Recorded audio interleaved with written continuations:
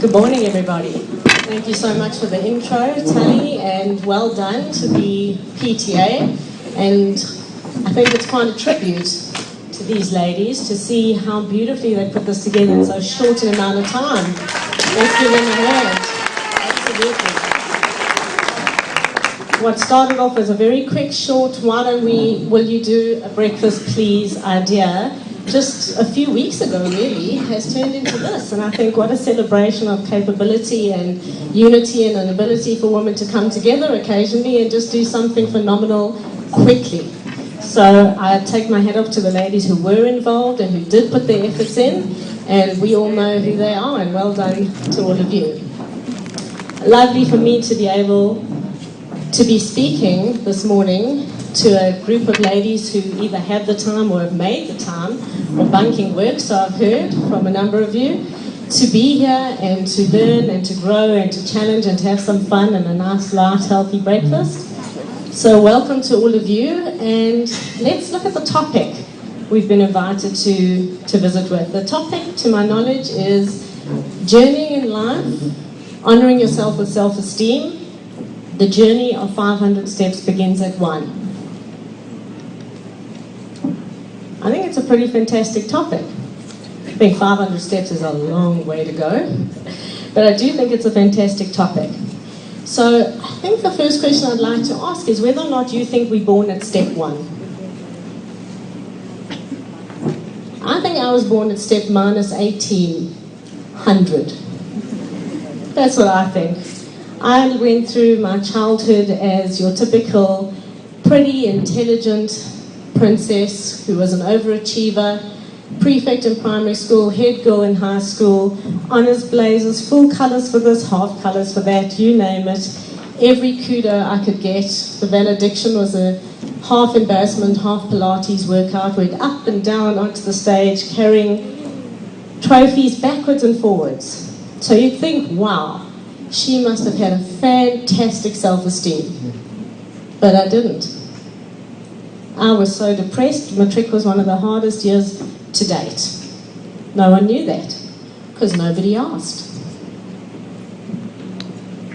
We all just assumed that the pretty, popular, academic, dramatic, extramural champion with all the full colours blazers is the happy one, don't we? Nobody asked. If they'd asked what I was feeling, they would have heard I was in turmoil, I was depressed, I was in pain, I didn't believe in myself, and I did all these things because it made my parents feel good. And for 2 minutes when I got awards, it felt good. And for 5 seconds when I achieved something, it felt relevant. That's why I did what I did, and it didn't last 5 days, not ever. Interesting, eh? So that was my journey at minus 1800. And then I started to wonder myself, when is step 1? When is it? Because I think it's different for different people. I would say that step 1 is when we decide it's enough. Not one day more this miserable. Not one day more living according to the whims of others and what other people say I should wear and what other people say I should say and what other people say I should be watching, who they say I should be hanging out with and what they say I should be interested in. Not one day more. It's enough. That's step 1 of 500.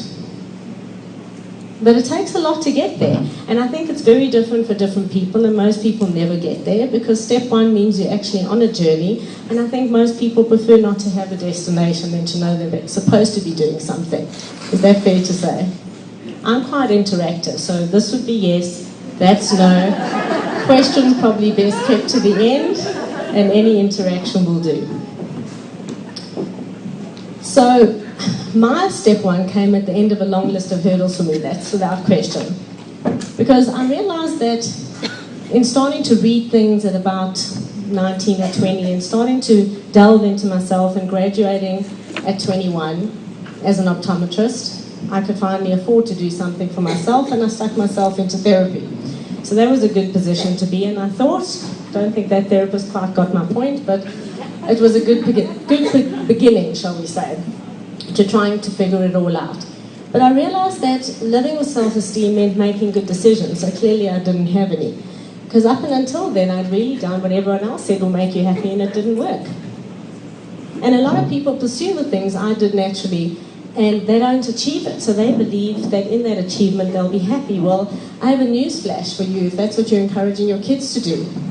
Ask if that's what they're after. Ask. Sometimes you'll be very surprised at the answers. But I would have loved to have less pressure. I would have loved to have choice. I would have loved to have hung out a lot more. But super achiever I was, with no self-esteem or self-belief or self-worth. I don't know, but I would trade that in for a little bit of feel-good any day. So when it came to choosing a career, my dream was to be a vet. Then I realized animals would hurt. I thought, forget that. So then I thought, I'll do the next thing I want to do, which was to be a specialist surgeon. And then I realized that'll take 15 years. And I thought, dear Lord, that's a hell of a lot more school than I'm in for. But I wanted to do something medical, something in that environment. My mom is a pharmacist and said to me, you have to do something that you can fall back on. Anyone else get that advice? Yeah. Yes, fall back on, trip onto, hit yourself in the face with, rely on, whatever you want to call it. Do something you can fall back on, that you can show up and say, this is what I do, pay me, and they'll pay you. That was good advice. So I thought, all right, medical, quasi-medical, shortest possible, easiest looking, optometry, that's what I'll do. It's pretty clean. I had 1 or 2 patients in almost 20 years of practice who came in with any kind of yucky looking eye thing. I just referred them. You know, it's quite simple. You don't have to deal with the goop and the goo, and it's really a license to print money depending how you do it. So that's what I did. No regrets at all, really.